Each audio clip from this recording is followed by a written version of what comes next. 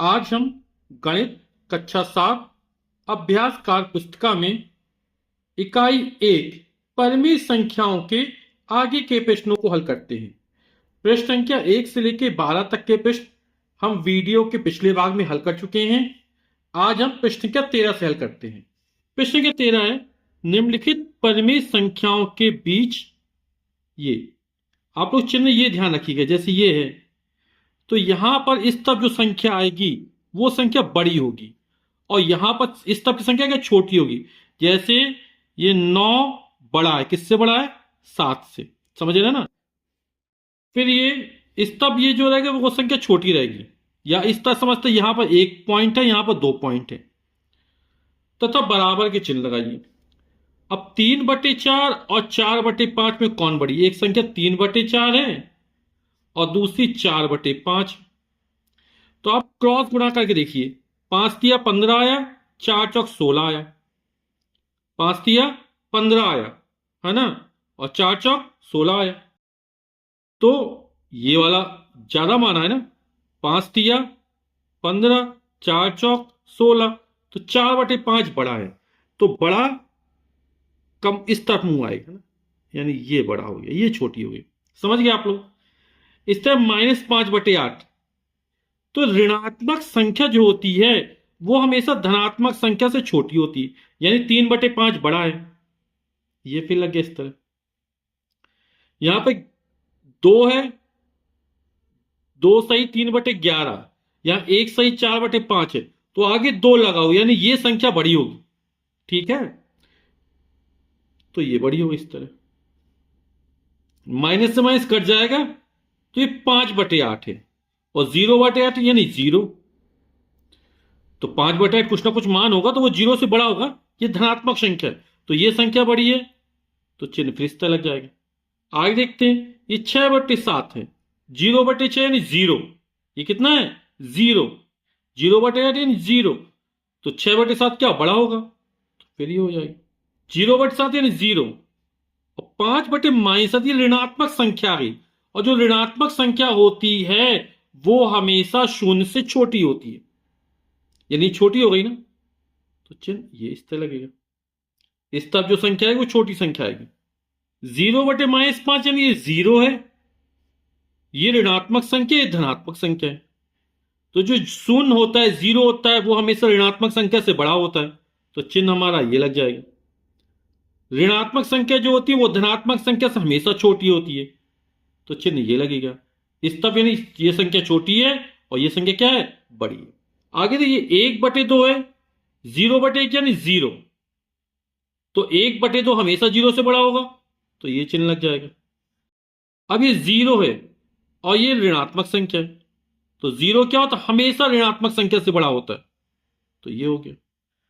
-1/2 minus minus plus 1/3 है, तो ये ऋणात्मक संख्या है, ये धनात्मक संख्या है, तो धनात्मक संख्या हमेशा क्या ऋणात्मक संख्या से बड़ी होती है। माइनस से माइनस कट जाएगा, तो ये कितना है? 1/3, तो ये ऋणात्मक संख्या, ये धनात्मक संख्या, तो कौन ये बड़ा होगा? धनात्मक संख्या हमेशा ऋणात्मक संख्या से बड़ी होती है। यहां अंश में कितना? 7 है, हर में अंतर है। जब अंश समान होते हैं तो जिस संख्या का हर बड़ा होता है वह संख्या छोटी होती है। ज्यादा से भाग हो रहा है ना, तो 7/17 छोटा है, अंश तो समान है लेकिन इसका हर बड़ा है। जब अंश समान हो तो जिस संख्या का हर बड़ा होता है वह संख्या छोटी होती है, क्योंकि हम ज्यादा से भाग कर रहे हैं, तो ये संख्या छोटी है, ये संख्या बड़ी है, चिन्ह हमारा ये लग जाएगा। आगे देखते, अब यहां पर हर समान है, तो जब हर समान है तो जिस संख्या का अंश बड़ा होगा वह संख्या बड़ी होगी। 7 8 में कौन बड़ा है? 8 बड़ा है, तो संख्या कौन सी? ये वाली बड़ी होगी इससे, तो चिन्ह ये लगा दी। समझ गया ना? जब हर समान होते हैं तो जिस संख्या का अंश बड़ा होता है वह संख्या बड़ी होती है, तो यहां पे 8/16 बड़ा है, किससे बड़ा है? 7/16 से। फिर आगे देखते हैं, यहां पर 8/16 है, ये 9/15 है, तो यहां पर तो कुछ ना, हर समान है, अंश समान है, तो क्या करेंगे? 15 × 8 में किया, 15 × 120 आ गया। ठीक है, 16 गुणा 9 में करें क्रॉस गुणा, 16 नंबर 144 आया। तो कौन बड़ा, 144 बड़ा है, यानी ये वाली संख्या बड़ी है। किससे बड़ी है, इस वाली संख्या से। तो ये चिन्ह लगा देंगे। प्रश्न संख्या 14 है 2/3, 4/5, -5/6, 7/10 को समान हर वाली संख्याओं के रूप में लिखिए किंतु उनका मान परिवर्तित ना हो। तो आप लोग समझ चुके हो ना कि एक परिमेय संख्या की बहुत सारी समतुल्य परिमेय संख्याएं होती है, ठीक है ना। तो अब यहां पर कैसा चाहिए, समान हर चाहिए, है ना। तो यहां पर हर कितना है 3, यहां पर हर कितना है 5, इसमें हर कितना है 6, इसमें हर कितना है 10। तो हम क्या करते हैं, 3, 5, 6 और 10 इन संख्याओं का लघुत्तम समापवर्त निकाल लेते, कितना निकलता है। तो पहले 2 का भाग करते देखें, 3 में नहीं जाएगा, 5 में भी नहीं जाएगा, 2 तिया 6, 2 पंचे 10। अब 3 का भाग करके देखेंगे, 3 एकम 3, 5 में नहीं जाएगा, 3 एकम 3, 5 में फिर नहीं जाएगा। अब 5 से करके देख, 5 एकम 5, 1, 5 एकम 5। भाग तब तक देते जब तक 1 1 ना जाए। तो लासा यानी लघुत्तम समापवर्त कितना निकल आएगा, ये निकल आएगा 2 गुणा 3 गुणा 5। तो 2 तिया 6, 6 पंचे 30, यानी हर को हमें 30 में परिवर्तित करना है। ठीक है, समझ गए आप लोग। तो हमें दे रहा है 2/3 है।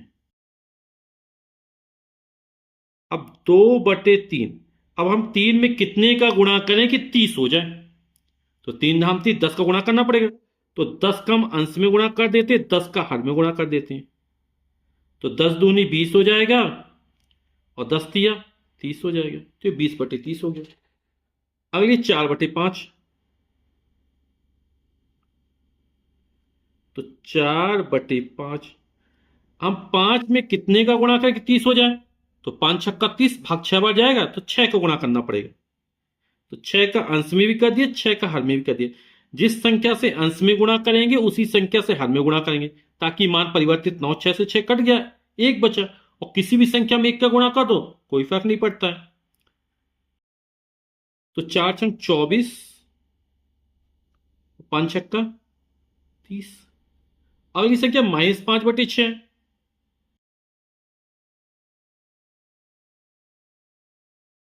तो -5/6, 6 में कितना गुणा करके 30 हो जाए। तो 6 का भाग 30 में कर दे, 6 पंचे 30, 5 बढ़ जाएगा। तो 5 का अंश और हर में गुणा कर देते हैं,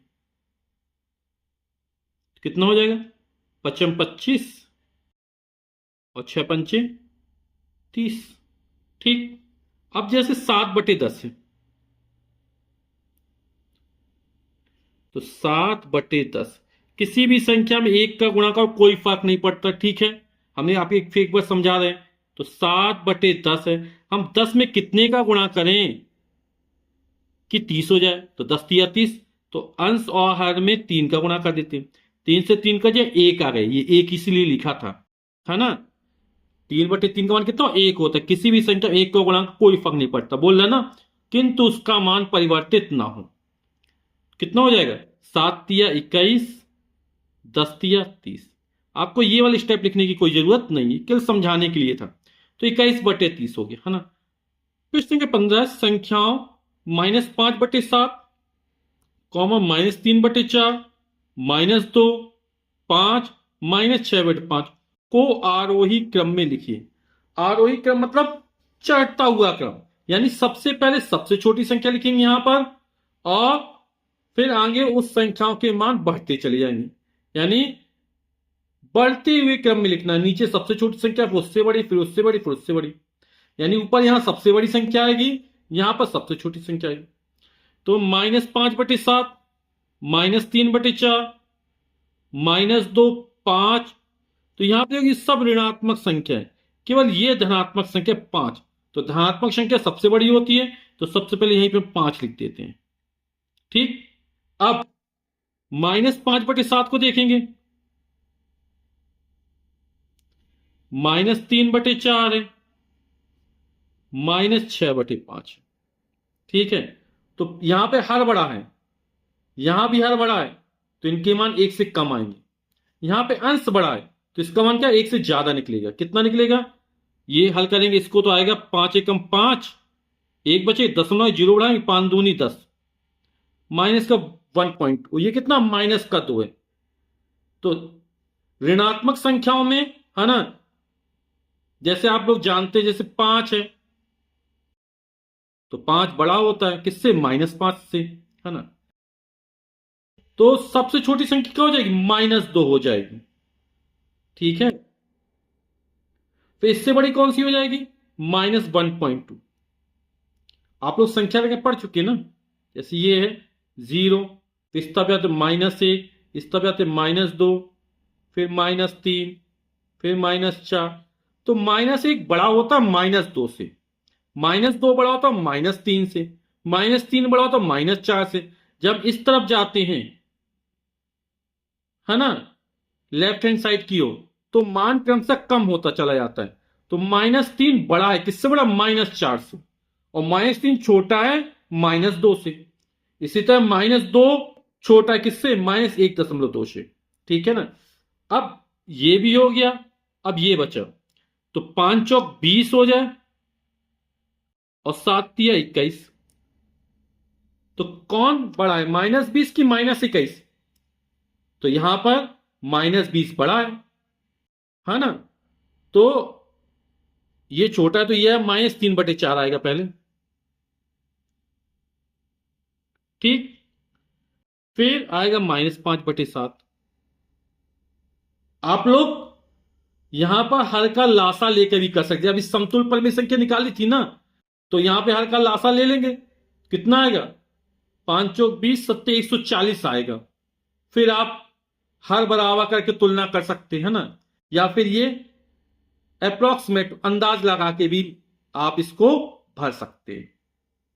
इसमें यदि आप भाग देंगे, जैसे मैंने डायरेक्ट दिया -1.2 है, तो कितना है, माइनस का 6/5 है एक्चुअली। ठीक है, तो यहां पे 6/5 आएगा माइनस का। ठीक है, इस वाले बॉक्स में। अब 3 में 4 का भाग करेंगे तो आएगा 0.75 माइनस का।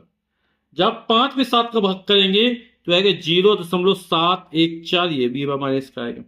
ठीक है, तो अब आप लोग समझ जाएंगे अच्छे से ना। यहां -6/5 है, बॉक्स में यहां पे लिखेंगे। ठीक है, ये बाहर कर देंगे। ठीक, प्रश्न के 16 संख्याओं 0/5, 0/5 यानी 0 हो जाएगा, कॉमा, -4/5,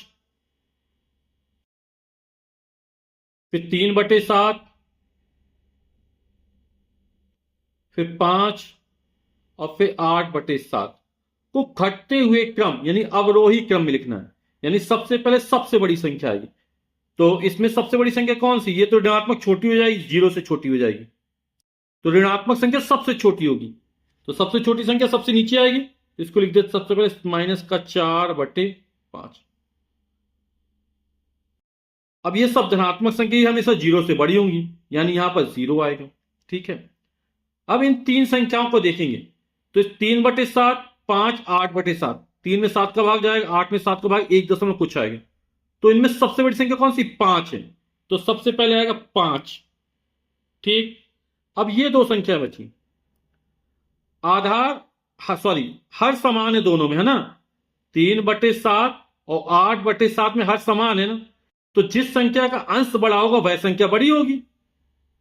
तो 8 बड़ा है ना 3 की तुलना में, तो 8/7 बड़ी है। तो 5 के बाद कौन संख्या आएगी, 8/7। फिर इससे छोटी संख्या कौन सी है, 3/7। फिर इससे छोटी 0, और ये सबसे छोटी संख्या। ठीक है, ऋणात्मक संख्या हमेशा धनात्मक संख्याओं से और शून्य से छोटी होती है। तो ये हमारा अवरोही क्रम हो गया, समझ गए आप लोग। इसके आगे के सवाल जो हैं वो हम वीडियो के अगले पार्ट में लगाएंगे। वीडियो देखने के लिए आप सभी का बहुत बहुत धन्यवाद। Thank you so much.